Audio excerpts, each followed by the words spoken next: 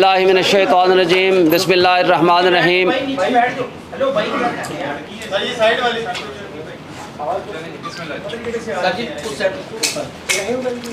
आज का जो हमारा सब्जेक्ट है उसके बारे में मैंने 2-3 सब्जेक्ट हैं, बड़े सिंपल से और मुख्तसर सी आज मैं कोशिश करूँगा बात करूँ, क्योंकि आप बड़े थके हुए होंगे। आज सारा दिन की बड़ी हेक्टिक रही। एक बात तो आज सुप्रीम कोर्ट में तय हो गई कि जब हम ये बात करते थे कि इमरान ख़ान को इंसाफ नहीं मिल रहा और एक मुतासिब जज ने बग़ैर सुने, बग़ैर हमारे गवाहान को मौका दिए कि हम अपने गवाह पेश कर सकें, हमें बग़ैर हक़ के दिफा दिए और वन साइडेड हमारे ख़िलाफ़ फ़ैसला कर दिया। आपको याद होगा आज भी इलेक्शन कमीशन और उसके वकील ने इस बात को एडमिट किया कि 1 अगस्त को हमारी स्टेटमेंट होती है 342 की। हमसे पूछा जाता है, अदालत पूछती है कि क्या आप अपने हक़ में गवाह पेश करना चाहेंगे। हमने कहा जी हम पेश करना चाहते हैं। तो जनाब 2 तारीख रख दी गई 2 अगस्त, और हमने 2 अगस्त के दिन 12 बजे लिस्ट ऑफ विटनेसेस दे दी कि जनाब हमारे गवाह हम पेश करना चाहते हैं। और 12 बजे से लेकर 1:30 बजे तक हमें कहा गया कि आप 1 घंटे 1.5 घंटे के अंदर अपने गवाह ले आइए। उस वक्त तक ये मुताल्लिक़ भी थे, रेलिवेंट भी थे। और जज साहब का तासुब देखें, उन्होंने 1:30 बजे हमने दरख्वास्त दी कि जनाब हमारे गवाह कराची में हैं, मुख्तलिफ़ शहरों में हैं, उनको यहाँ पहुँचने के लिए कम से कम 1 दिन या 2 दिन का टाइम दे दीजिए। 1:30 बजे वो फरमा देते हैं कि नहीं ये रेलिवेंट ही नहीं है। भाई ये फ़ैसला मुल्ज़िम ने और पार्टी ने करना होता है कि कौन सा गवाह मुताल्लिक़ है मेरे केस से, कौन सा नहीं है। और हाँ, जज साहब को उस वक्त ये अख्तियार है कि जब वो स्टेटमेंट आ जाए और वो स्टेटमेंट को पढ़ लें, उस पर जिरा हो जाए, वो कहें हाँ ये पोर्शन रेलिवेंट है, ये नहीं है। और जब हाई कोर्ट और सुप्रीम कोर्ट ने फ़ैसला किया कि हाई कोर्ट इसका फ़ैसला करे, हाई कोर्ट ने 2 मरतबा उसके फ़ैसले ख़त्म कर दिए, फिर तीसरी मरतबा कहा कि इनको सुन के फ़ैसला कर लें। 5 तारीख को हाई कोर्ट के फ़ैसले भी मौजूद थे और सुप्रीम कोर्ट का फ़ैसला भी मौजूद था। और ख्वाजा हारिस हमारे जो सीनियर वकील थे, उनको मुंशी को अगवा कर लिया। वो सुप्रीम कोर्ट में दरख्वास्त देने आए कि जनाब ये मुंशी मेरा जिसके पास फ़ाइलें हैं उसको ही गायब कर दिया गया। और उसके बाद वो जब अदालत में पहुंचते हैं वो कहते हैं आपको सुनने की ज़रूरत ही नहीं है। और बड़ी अहम बात है कि आज अदालत ने सवाल किया कि क्या पाकिस्तान की तारीख़ में कोई एक केस बता सकते हैं कि 1 दिन के अंदर जब ना मुल्ज़िम मौजूद है ना उसका वकील मौजूद है और उसको सुने बग़ैर उसको पूरी की पूरी सज़ा भी दे दी गई। उनके वकील साहब ना ही कोई एक मिसाल पाकिस्तान की तारीख़ में दे सके। अफसोस से कहना पड़ता है कि जहाँ बुनियादी हुकूक इस तरह मुअत्तल हो जाएं, जहाँ नाइंसाफ़ी न सिर्फ सामने नज़र आ रही हो, प्रिंसिपल है ना कि इंसाफ ना सिर्फ हो बल्कि होता हुआ नज़र आए, यहाँ इंसाफ का कत्ल, नाइंसाफ़ी न सिर्फ हो रही थी बल्कि सबके सामने नज़र आ रही थी, जिसको आज इलेक्शन कमीशन और उसके वकील ने एतराफ़ किया अदालत के अंदर, सुप्रीम कोर्ट के अंदर। ये तो था आज आपके सामने एक केस का छोटी सी झिलकी, जो कुछ आपके सामने आज मीडिया के सामने ये सारी बातें हुई हैं।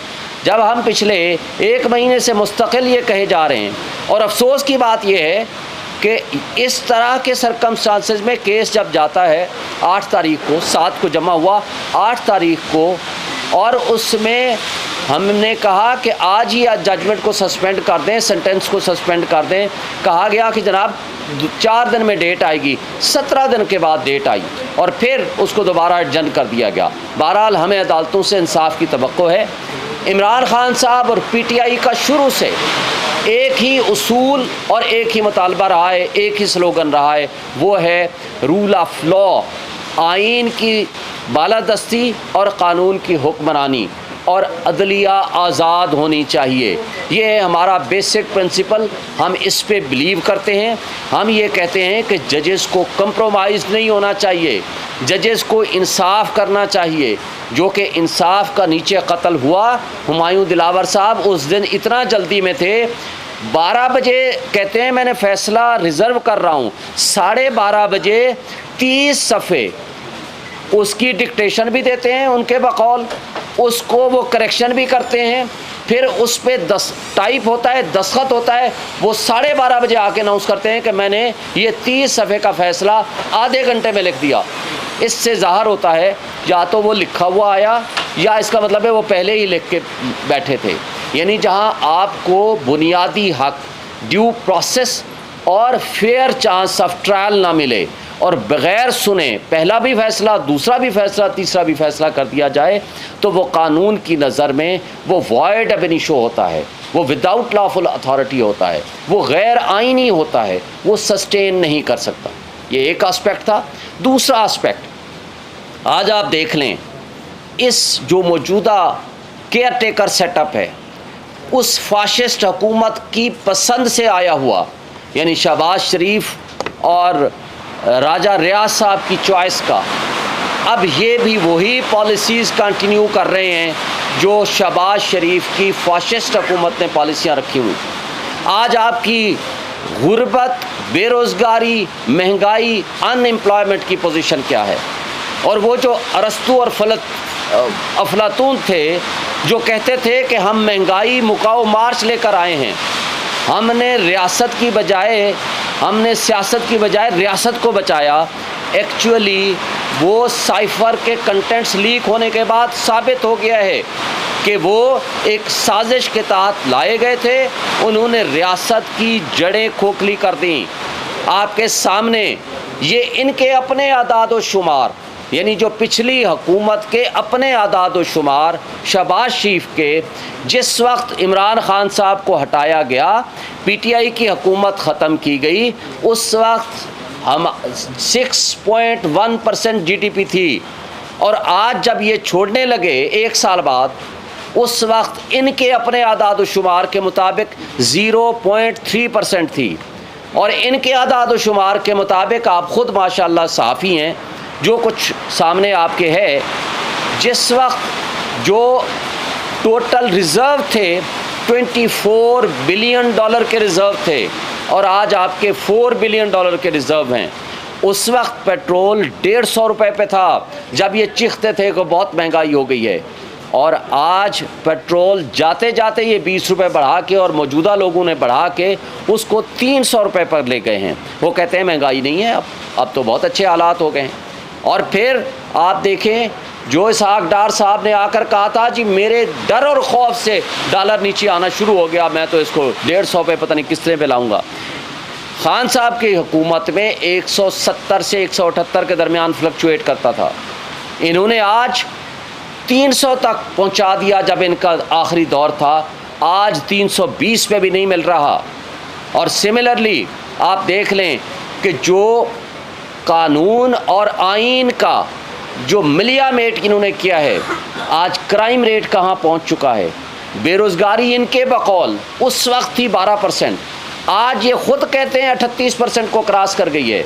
और स्पेशली जो गरीब आदमी की खाने की अशिया हैं, चीज़ें हैं, वो इस कदर महंगी हो चुकी हैं कि जिसका कोई एक गरीब आदमी को खाने का एक गुजारा करना भी मुश्किल हो गया है।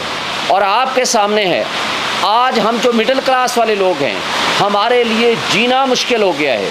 क्या वजह है कि बिजली जिस वक्त खान साहब की हुकूमत थी 16% बिजली का यूनिट था, और आज आपको पता है 50 रुपये बिजली का यूनिट पहुंच चुका है। और अभी मुझे मालूम हुआ है कि माशाल्लाह 2 रुपये या 4 रुपये मज़ीद बढ़ाने लगे हैं, या बढ़ गए हैं, 5 रुपये मज़ीद बढ़ गए हैं। यानी अफसोस की बात यह है कि 50,000 1 लाख रुपए तनख्वाह हासिल करने वाला एक आम आदमी, बता दें वो जो अपने घर में क्या वो बिजली का बिल दे या वो अपने घर का राशन लेकर जाए, आज कैफियत क्या कर दी है आपने।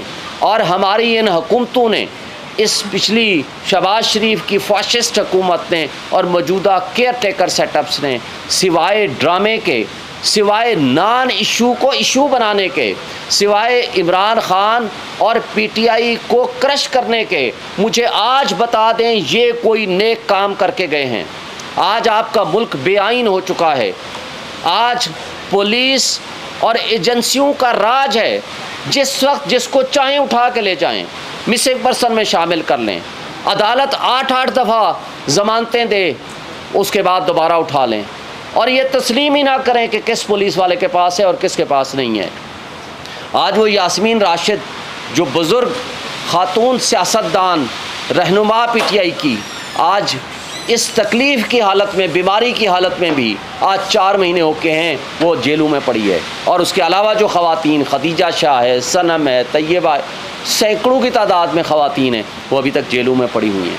यार क्या हमारे मुल्क में 13 और 14 अगस्त को जो कुछ हुआ आपने देखा, पाकिस्तान का झंडा लेके और पीटीआई का झंडा लेके जो वर्कर और कारकुन बाहर निकला, उसके साथ क्या किया इन्होंने? सैकड़ों की तादाद में वर्कर्स को उठा लिया और पर्चे कर दिया, उनको जेलों में डाल दिया और कुछ को गायब कर दिया। क्या ये तर्ज़ अमल है? क्या इसको हम सियासत कहेंगे? क्या इनको केयर टेकर सेटअप कहेंगे? और ये केयर टेकर सेटअप सिवाय इलेक्शन के इनको कोई और काम नहीं कर सकते, और इलेक्शन कमीशन सिवाय इलेक्शन के उसका कोई काम नहीं है। लेकिन अफसोस की बात यह है कि ये केयर टेकर वाले और इलेक्शन कमीशन इलेक्शन कराने के अलावा सब कुछ कर रहे हैं। ये काबिल अफसोस बात है और इसको किसने ठीक करना है? और आज जो दहशतगर्दी अपने उरूज पे है वो क्यों है?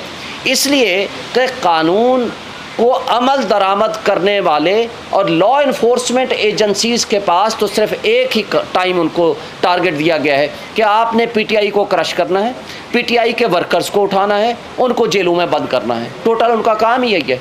तो फिर दहशतगर्दी जिस तरह हमारे मुल्क में अपना इतना उरूज पे पहुंची हुई है, उसको कौन कंट्रोल करेगा? क्या ये तर्ज़ अमल ये है हमारे मुल्क में हमारी रियासत को मजबूत करने वाला? देखें, इन मसाइल का हल पॉलिटिकल स्टेबिलिटी में है, और पॉलिटिकल स्टेबिलिटी डायलॉग से आएगी। पॉलिटिकल स्टेबिलिटी आप फ्री एंड फेयर इलेक्शन से आएगी। पॉलिटिकल स्टेबिलिटी आप इस जबर और खौफ की फ़िज़ा में इलेक्शन कैसे कराएंगे? नहीं करा सकते। इस जबर और खौफ की फ़िज़ा में अगर इलेक्शन होगा तो उसकी शफाफियत पे कौन यकीन करेगा? और अगर ऐसा इलेक्शन होगा जो मुल्क को मज़ीद दलदल में धकेल देगा, तो मुझे बताएं कि ये कौन सा हम रियासत की खिदमत कर रहे हैं? हम रियासत, और रियासत क्या है? रियासत की अवाम इसके मालिक हैं। अवाम ने फ़ैसला करना है आइन के मुताबिक कि हमारे उमूर ममलिकत हमारे मुंतखब नुमाइंदे चलाएँगे। लेकिन अफसोस से कहना पड़ता है कि हमने सारे उमूर ममलिकत मुंतखब नुमाइंदों के अलावा सबको दे दिए हैं। तो ये काबिल अफसोस बात है। ये आइन की ख़िलाफ़ वर्जी है, ये कानून की ख़िलाफ़ वर्जी है, ये बुनियादी हुकूक की मुअत्तली है जो हम सब का बुनियादी हक़ है कि हम जिसको वोट दें वो हमारा नुमाइंदा हो, वो अपनी हुकूमत हमारे वोट से वो चलाए ताकि हमारे मफादात का वो सौदा ना करे। मुझे बताएं, CCI में 2 गैर मुंतखब अफराद बैठे हुए थे, उसकी हैसियत क्या है? वो हो ही नहीं सकता। फिर 90 डेज़ का जो इलेक्शन है, आज सदर पाकिस्तान ने जो ख़त लिखा है इलेक्शन कमीशन को, वो दुरुस्त तौर पर ख़त है। आर्टिकल 48 सब आर्टिकल 5 आप पढ़ लें और आर्टिकल 224 पढ़ लें। जब इलेक्शन में, जब नेशनल असम्बली डिज़ोल्व हो जाएगी तो 90 डेज़ में इलेक्शन होगा, दूसरी कोई रीज़न नहीं है।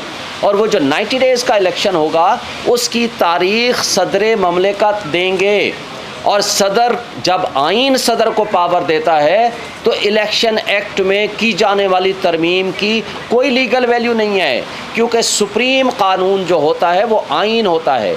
इलेक्शन लॉ या कोई और कानून उसके ताबे होता है, तो लिहाजा ताबे जो है वो सुप्रीम नहीं बन सकता। हमारे यहाँ अफसोस की बात है, उल्टी गंगा बह रही है, और इन सारी चीज़ों के ऊपर हम सब ने, और जो आज आपके सामने जो मीडिया के ऊपर कदगन और पाबंदियां हैं, ये किस कानून के? हम तो समझते थे कि वो फाशिस्ट हुकूमत लगा कर गई है, अब वो तो चली गई है। और हम जब हम पैमरा से पूछते हैं कि भाई वो आप चेयरमैन पीटीआई का नाम नहीं ले सकते, उसकी तस्वीर नहीं चला सकते, उसकी खबर नहीं चला सकते, और आपने उसके ख़िलाफ़ भी बोलना हो तो नहीं चला सकते, तो ये किसका हुक्म है? तो आज भी हमें हर मीडिया चैनल वाला कहता है आपको ख़ुद पता होना चाहिए, और कोई पता नहीं। ये जबर और खौफ की फ़िज़ा कैसे सस्टेन कर सकेगी? आज इमरान रियाज़ को आपने 100 दिन से ज़ायद हो गए हैं, एक इंडिपेंडेंट सहाफ़ी है भाई, आप उससे इख्तलाफ कर सकते हो, उसके नज़रियात से इख्तलाफ कर सकते हो, वो आपका हक़ है, लेकिन क्या उसका बुनियादी हक़ नहीं है कि लॉ इन्फोर्समेंट एजेंसीज़ के हाथों में वो गायब हुआ है तो किधर गया है? उसको आसमान खा गया है या ज़मीन खा गई है? उसको बरामद करना ये रियासती इदारों का फ़र्ज़ है। मीडिया आज़ाद होगा तो हमारे मुल्क की जमहूरियत आज़ाद होगी, हमारे मुल्क की आईन मजबूत होगा। अगर आज वकीलों को उठाया जा रहा है, लाहौर में कल जाकर CCPO अंडरटेकिंग देता है जब शदीद एहतजाज होता है कि जी आज के बाद हम पंजाब में वकीलों के घरों को तोड़ेंगे नहीं, छापे नहीं मारेंगे, उठा के नहीं ले जाएंगे। यार आप हम जैसे इंडिपेंडेंट इंस्टीट्यूशन के लोग, जो आप मीडिया जो आज़ाद हैं, जो आज वकील जो आज़ाद हैं, अगर इनकी चादर और चार दीवारी महफूज नहीं है तो मुझे बता दें, एक आम पॉलिटिकल वर्कर जिसको कल अब्बास पबी को उठा के ले गए, जब पूछा गया कौन ले गया, कहते हैं कोई पता नहीं। शाह महमूद कुरैशी ने उस दिन यहाँ आपके सामने प्रेस कॉन्फ्रेंस की, घर पहुँचा, उसको उठा लिया, और परसों रात को उसके घर में आए इधर एफेट में, उनके बाकी चलो जो भी आपने करना है करें, उनके मुलाजमीन का क्या कसूर है? उनको तशद्दुद का निशाना बनाया, शदीद तशद्दुद का निशाना बनाया और चले गए, पूरे घर को उलट पलट किया, जो कुछ उठाना था, जो दिल में आया उठा के ले गए। यार हमारे मुल्क में और कोई वारंट ऑफ अरेस्ट नहीं, कोई पता नहीं कौन है, किस तरह आए हैं, कैसे आए हैं। ये अगर आपके मुल्क की सूरत हाल होगी तो हमारे मुल्क में हम ये नहीं कह सकते कि रियासत इससे तरक्की करेगी। रियासत तरक्की तब करती है जहाँ रूल ऑफ लॉ होता है, जहाँ कानून की हुक्मरानी होती है। मुझे बताएं कि पाकिस्तान से बाहर बैठे हुए हमारे पाकिस्तानी भाई जिनके पास फॉरेन रिज़र्व भी मौजूद है कि वो लेके आ सकते हैं हमारे पास, वो पैसा अपना क्यों ले आकर इन्वेस्ट करेंगे जब उनको यकीन नहीं होगा कि किसी भी दिन हम उठाए जाएंगे, किसी भी दिन हम गायब कर दिए जाएंगे, कोई भी पुलिस वाला हमें उठा के ले जाएगा और कोई अदालत सुनवाई भी देगी और इंसाफ भी देगी, ज़मानत भी देगी, तो कोई गारंटी नहीं कि वो लॉ इन्फोर्समेंट एजेंसीज हमें छोड़ देंगे। तो क्या इससे मुल्क तरक्की करते हैं? नहीं करते।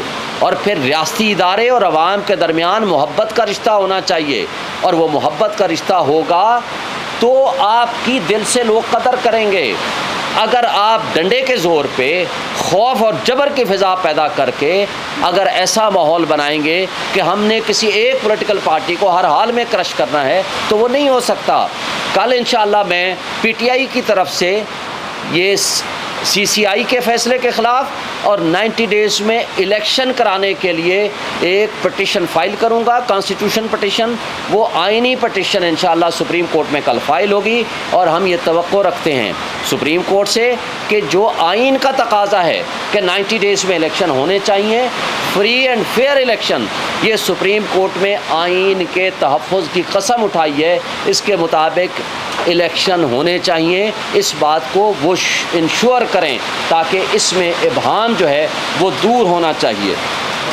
और उसके अलावा आखिरी बात ये मैं कहना चाहूँगा कि आज हमारे मुल्क में जो सिचुएशन है, सदर पाकिस्तान ने जो बिल्स की सूरत में ये कहा है कि वो कानून नहीं बने, तो आइन के आर्टिकल 75(1) के तहत वो बिल्कुल कानून डीम टू बी लॉ नहीं बन सकता।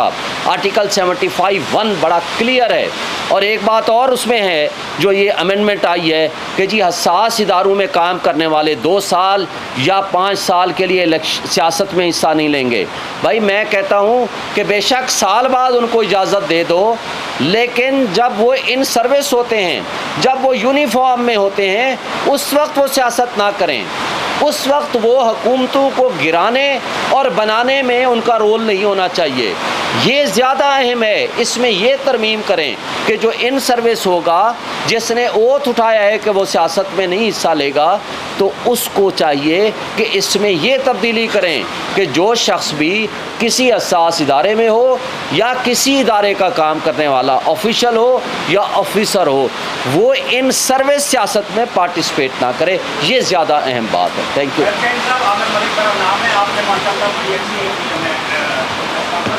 आपने पाकिस्तान के तमाम मसाइल का जिक्र किया, का भी, मीडिया की आज़ादी का भी, इंसानी हकूक़ का भी, गुर्बत का भी, बेरोजगारी का भी, तमाम मसाइल का आपने जिक्र किया। ये समझ नहीं आ रही कि आपने तमाम मसाइल के हल भी बताए, और हमें ये समझ नहीं आ रही कि आप और इमरान खान को PTI के कुछ केसों में वकील हैं, या PTI के कोई रहनुमा हैं, या इमरान खान के तर्जुमान हैं, या PTI के जो आप उनकी कंपेयर कर रहे हैं, या उनके वो आप इंफॉर्मेशन कर सकते हैं। मैं PTI का कोर कमेटी का मेंबर हूँ, और मैं खान साहब का और PTI के कुछ लीडर्स का वकील भी हूँ। इसलिए मैं ऑफिशियल कैपेसिटी में ये मैं प्रेस कॉन्फ्रेंस कर रहा हूँ। नेक्स्ट। आपने कहा है कि सुप्रीम कोर्ट में चैलेंज किया जाएगा, तो सिर्फ CCI के उस फैसले को चैलेंज किया जाएगा या इसके अलावा भी कोई? CCI के फैसले को, और उसके साथ इलेक्शन को विदिन 90 डेज़ कराने के लिए डायरेक्शन लेने के लिए सुप्रीम कोर्ट में एक जॉइंट हम पिटीशन फाइल करेंगे। Joint petition. CCI अगर मंजूरी दे भी दे तो क्या हल्का बंदी के बगैर इलेक्शन हो सकते हैं? जी बिल्कुल हो सकते हैं। ये हल्का बंदियों का कॉन्सेप्ट आर्टिकल 51 में है। वो तब होता है कि CCI के मुताबिक जब मरदमशुमारी हो जाए, उसके मुताबिक पॉपुलेशन के हिसाब से आइन में तरमीम की ज़रूरत होती है, ताकि पॉपुलेशन के हिसाब से डिस्ट्रीब्यूट करके आप सीटों को एडजस्ट कर सकें। वो 2/3 मेजॉरिटी चाहिए होता है। आज तो असम्बली ही नहीं है आपकी, वो कैसे 2/3 मेजॉरिटी से आइन को तब्दील कर सकती है। दूसरी बात, इलेक्शन में जब असम्बली डिज़ोल्व हो जाए या on the expiry of the term हो, आर्टिकल 224 और आर्टिकल 48 बड़ा वाज़ेह है, with in a period of 60 days और 90 डेज़। इस केस में चूँकि असम्बली डिज़ोल्व की है प्रेसिडेंट ने, ये with in a period of 90 days में हर हाल में इलेक्शन होने। अगर इससे आगे जाते हैं ये गैर आइनी इक़दाम होगा।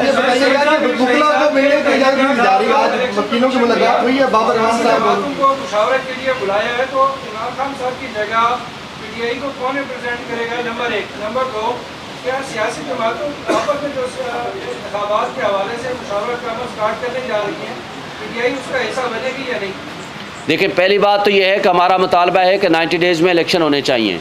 अगर 90 डेज़ के इलेक्शन के प्रोसेस के लिए किसी भी जगह किसी भी मौके पे हमें बुलाया जाएगा मुशावरत के लिए, तो हम बिल्कुल जाएंगे। हम इस पे अपनी कोर कमेटी के ज़रिए फ़ैसला करेंगे, और हम उम्मीद रखते हैं कि कल इंशाअल्लाह अल्लाह करे इमरान खान साहब की ज़मानत हो जाएगी तो ख़ुद इसको लीड करेंगे, वरना जो कोर कमेटी जिसको डिज़िग्नेट करेगी वो उसके मुताबिक एक्ट करेगा। सर, इमरान खान को हुक्ला से मिलने की इजाज़त मिली जा रही, तो आज बाबर अवान साहब और रजदीप खुसर की मुलाकात हुई, और वो क्या उनको सहूलियात दी गई हैं जज साहब की रिपोर्ट के बाद जो सामने आई थी? देखिए, एक जज ने ख़ुद आपके सामने रिपोर्ट दी है, ये मेरी आपकी या मीडिया की रिपोर्ट नहीं है। उसने कैसे बताया है कि एक वाशरूम की क्या कैफियत है और उसके सामने कैमरे लगा दिए गए। क्या ये इंसानियत है? क्या ये साबिक प्राइम मिनिस्टर की डिसरिस्पेक्ट नहीं है? क्या किसी आम कैदी की भी, क्या उसकी डिग्निटी, क्या उसकी रिस्पेक्ट, क्या उसके बुनियादी हुकूक़ की मुअत्तली नहीं है? और जहाँ तक वकीलों को मिलने का ताल्लुक़ है, 180 मुकदमात हैं। मैं ख़ुद कई केसेस में उनका वकील हूँ। मैं पिछले हफ्ते खड़ा रहा हूँ 4 घंटे और दरख्वास्त दी है, हाई कोर्ट का आर्डर लेकर गए हैं, मुझे मिलने नहीं दिया गया। आज की क्या पोजीशन हुई है आज का मेरे नॉलेज में नहीं है, अभी मैंने रब्ता नहीं कर सका, तो जो पोजीशन होगी हम आपको बताएंगे। एक जमात है, बाकी 20 जमातें हैं जो स्टेक होल्डर हैं, जो इलेक्शन में जा रही हैं, उनको CCI का फैसला वो दे चुके हैं कि नहीं हल्काबंदियाँ या नहीं मरदमशुमारी। तो ऐसी सूरत में आपका नया मुतालबा बड़ा मैनिफेस्ट है। पहली बात तो ये है कि आज हमारे मुतालबे के साथ ये है तो बड़ा काबिल अफसोस कि एक तरफ पीपल्स पार्टी के मुराद अली शाह साहब कहते थे मैं जा करके मुखालफत करूँगा, वहाँ कंसेंट दे आए। आज पीपल्स पार्टी का ये डबल स्टैंडर्ड आप उनसे पूछ सकते हैं, हम नहीं चलो इस पे बात करते, हम कहेंगे तो वो कहेंगे हमारी मुखालफत कर रही हैं। भाई ये 2 नंबरी या दोगलीपन जो कर रही है पीपल्स पार्टी, ये खुद वजाहत पेश करे। लेकिन मुझे ये बताएं कि आज उनका भी मुतालबा है कि 90 डेज़ में इलेक्शन कराएं, वो क्यों कर रहे हैं? इसलिए ये आइन का तकाजा है।